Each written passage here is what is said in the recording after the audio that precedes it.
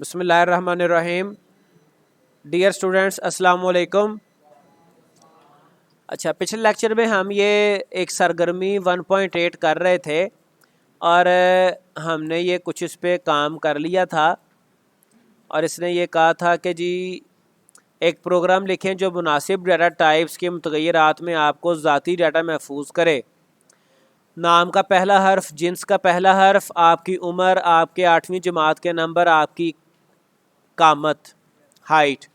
तो ये हमने जो भी काम पहले कर रहे थे अपने प्रोग्राम में, तो इसमें बाकी सारी चीज़ें कमेंट कर दी थी ताकि ये हमारा मतलब वो एग्जीक्यूट ही ना करे, सिर्फ हमारी स्पेसिफिक कमांड्स ही एग्जीक्यूट करें, इंस्ट्रक्शंस एग्जीक्यूट करें। तो इसमें हम एक नया प्रोग्राम भी लिख सकते थे ताकि पिछला भी महफूज रहे और सरगर्मी 1.8 के नाम से नया प्रोग्राम भी लिख सकते थे। बहरहाल ये हमने वेरिएबल्स बनाए थे 4 name underscore first underscore letter के नाम से, 4 जेंडर के नाम से, फ्लोट एज के नाम से, अनसाइंड इंट के नाम से, unsigned int marks underscore class underscore 8 के नाम से और फ्लोट हाइट। अब बारी आती है इनको डिस्प्ले करवाने की, स्क्रीन पे डिस्प्ले। हालांकि उसने सरगर्मी में सिर्फ ये कहा है ज़ाती डाटा महफूज करे, महफूज हो गया। अब इसको अगर स्क्रीन पे डिस्प्ले करवाना है, वैसे ही आपका अगले चैप्टर में डिस्प्ले करवाने के मामलात आएंगे। ठीक है जी। अगला जो चैप्टर है आपका, उसका नाम है चैप्टर 2 का यूज़र इंटरेक्शन। तो उसमें print F, scan F detail से आएगा। तो लेकिन कोई भी जब हमने वैल्यू स्क्रीन के ऊपर शो करवाना होती है तो उसके लिए फंक्शन यूज़ होता है प्रिंट एफ, PRINTF, और फिर ये parenthesis, opening and closing parenthesis आते हैं। स्टेटमेंट के एंड पे आपको पता है सेमीकोलन आता है और यहाँ पे पैरेंथेसिस के अंदर, ब्रैकेटों के अंदर, डबल कोट्स में हम जो भी लिखेंगे वो सेम एज प्रिंट हो जाएगा। ठीक है जी। फॉर एग्जांपल मैं लिखता हूँ the name of student starts with letter. ठीक है जी। आगे मैंने इसका लेटर प्रिंट करवाना है। अब ये चीज़ है कि याद रखें कि जो जिस तरह का वेरिएबल हमने प्रिंट करवाना हो, एक तो ये था ना डबल कोट्स में जो भी हमने लिख दिया ये तो सेम एज प्रिंट हो जाएगा, ये स्ट्रिंग इसे कहते हैं, स्ट्रिंग प्रिंट हो जाएगी।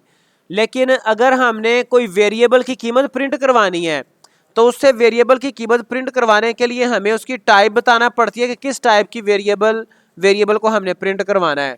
ठीक है जी। तो जो हमारा करैक्टर है, करैक्टर प्रिंट करवाने के लिए, करैक्टर की टाइप बताने के लिए हम लिखते हैं %C। ठीक है। और इसे कहते हैं फॉर्मेट स्पेसिफायर, फॉर्मेट स्पेसिफायर। तो ये मैं यहाँ पे लिख देता हूँ, मैं कमेंट्स लिख देता हूँ फॉर्मेट स्पेसिफायर। तो इसमें आप ये याद रखें जो करैक्टर है 4 के लिए हम यूज़ करते हैं %C। ठीक है।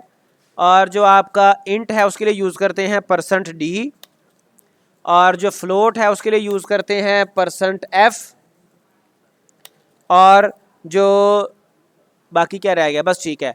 तो इसमें आप ये देखें कि हमने अगर करैक्टर प्रिंट करवाना है तो हम डबल कोट्स के अंदर %C लिखेंगे, अदरवाइज आपकी वेरिएबल की कीमत प्रिंट नहीं होगी। उसके बाद डबल कोट्स के बाद कॉमा आएगा, कॉमा के बाद हम वेरिएबल का लिखेंगे नाम। करैक्टर हमारे पास था name underscore first underscore letter. ठीक है जी। अब जब इसको मैं कंपाइल करूंगा, रन करूंगा, तो मैंने F11 प्रेस किया कंपाइल एंड रन करने के लिए। तो ये आप देख सकते हैं the name of the student starts with letter A, ये आपको स्क्रीन के ऊपर लिखा हुआ नज़र आ गया। ठीक है जी। और ये अभी हमने एक प्रिंट करवाया है, बाकी अगर आप प्रिंट करवाते हैं तो बिल्कुल सेम एज कमांड आपकी यूज़ होगी, स्टेटमेंट आपकी यूज़ होगी प्रिंट एफ, और ओपनिंग क्लोजिंग आपके पैरेंथेसिस आ गए। फिर पैरेंथेसिस के अंदर डबल कोट्स में आप लिखोगे the gender of student is. अब उसके बाद हमने फिर फॉर्मेट स्पेसिफायर लगाना है। करैक्टर है तो करैक्टर के लिए फॉर्मेट स्पेसिफायर आता है %C, जो ये बताता है कि आगे कोई वेरिएबल आएगा, वेरिएबल की कीमत प्रिंट होगी, लेकिन वो किस टाइप का वेरिएबल होगा, करैक्टर टाइप का। तो उसका मुझे लिखना है वेरिएबल का नाम, जेंडर, ठीक है। फिर प्रिंट एफ, ठीक है जी। और यहाँ पे हम क्या करेंगे, डबल कोट्स में अब एज आ गई, अब सॉरी जेंडर आ गया, अब आ गया age. The age of student is, अब एज का जो वेरिएबल है उसका नाम क्या है, उसका एज का नाम, एज की टाइप क्या है, फ्लोट, %, फ्लोट के लिए %f आएगा, ठीक है। और यहाँ पे कॉमा आ गया और मैंने यहाँ पे लिख दिया एज। अब इसको मैं सेव करके प्रिंट करता हूँ तो ये आ गया, the name of the student starts with, name of the student starts with letter A, the gender of the student is M, the age of student is this. अब इसमें ये देखें कि ये सारा कुछ उसने एक लाइन पे शो करवा दिया। आप अगली लाइन पे अपनी वो जो प्रिंट हो रहा है वो नेक्स्ट लाइन पे स्विच करवाने के लिए या तो \n यूज़ कर लेते हैं, ठीक है, या फिर इसका और भी तरीका है। फिलहाल हम डबल कोट्स के एंड पे \n यूज़ कर रहे हैं ताकि ये नई लाइन पे चला जाए, ठीक है। तो ये दो पहली स्टेटमेंट्स पे \n यूज़ करना सूदमंद होगा, आगे हम यूज़ करें या ना करें। अगर इसके बाद भी कुछ प्रिंट करवाना है तो आप कर लें।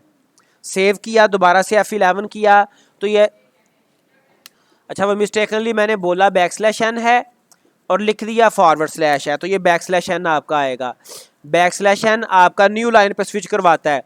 इसको हम कहते हैं escape sequence, escape character sequence. ये भी अगले चैप्टर में आएंगे, ठीक है। वैसे उसने सरगर्मी में कहा था सिर्फ सेव करवाएं, तो हम सेव करवाने के अलावा डिस्प्ले भी करवा रहे हैं। तो \n आता है, F11 प्रेस किया तो ये देखें अब वो नई लाइन पे हर स्टेटमेंट को नई लाइन पे प्रिंट करवा रहा है, ठीक है। तो ये प्रिंट एफ, स्कैन एफ, ये जो आपको मैंने फॉर्मेट स्पेसिफायर बताए हैं और ये आपको एस्केप सीक्वेंस बताए हैं, ये सारा टॉपिक अगले चैप्टर में डिटेल से आएंगे। तो यहाँ पर हमारा पहला चैप्टर हो जाता है मुकम्मल। और इसके बाद आप देखें कि इसने इस बुक में फिर खुलासा दे दिया, ठीक है जी। तो ये तो चीज़ें वही हैं जो हम पहले पढ़ के आए और ये यहाँ पर हमारा पहला चैप्टर मुकम्मल हो जाता है। इंशाल्लाह ताला कल हम दूसरे चैप्टर का आगाज़ करेंगे।